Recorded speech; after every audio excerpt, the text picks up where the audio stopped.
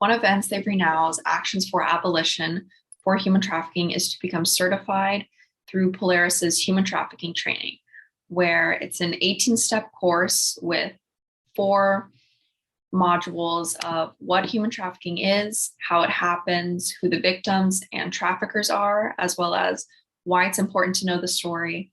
And then it concludes with steps to do next.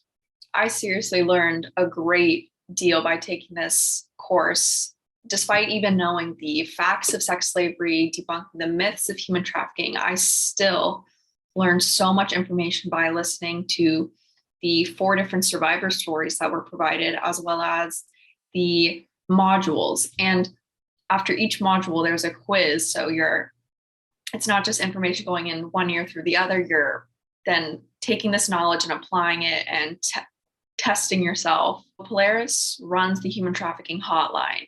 So initially I thought taking this human trafficking training, it was training to recognize the signs of human trafficking as a bystander.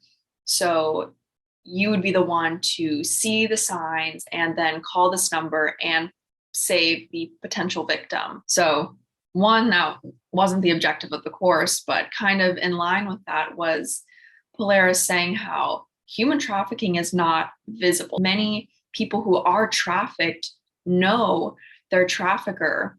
So they either don't even realize they're being trafficked or they don't consider themselves to be in danger.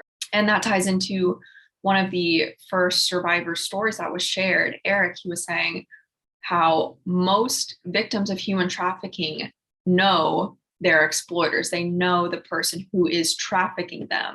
And a couple of the survivors noted how the media portrayal of human trafficking is not truly representative, because there's this idea that the human trafficker is a stranger. It's a man in a van enticing children with candy. I'm editing the footage I have recorded, and I'd like to make a little correction by saying that human trafficking is not usually visible. Sometimes there are visual indicators that someone is in danger, but Polaris was trying to underscore, in order to avoid misidentification, is to understand proximity and context, which I'm going to get into in a second.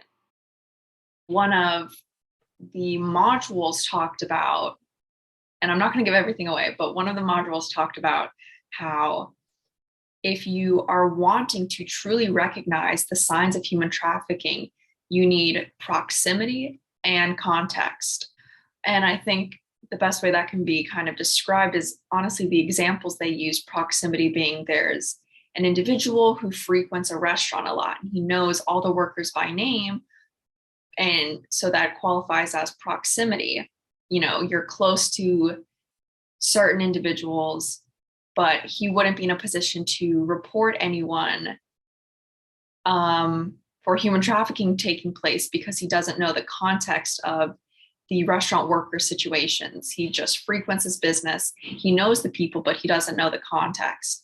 And the other example that exemplified proximity and context was a hostess at a restaurant who, one, is close to all the workers, and context has heard from the people in the kitchen who said that they're not getting paid adequate wages, that they're working overtime, not getting breaks. So that would qualify proximity and context, allowing her to report the restaurant to higher authorities to handle rescuing people who are entrapped in slavery. I mean, I could just go on talking about everything I learned in this course. So I think everyone should take this course, because despite even researching human trafficking and sex slavery, I still learned so much. With this, I recommend everyone become certified. It's an 18-step process, maybe takes an hour, and you learn a great deal. It's incredibly engaging. And this is just another way that someone on the micro level can contribute to abolition.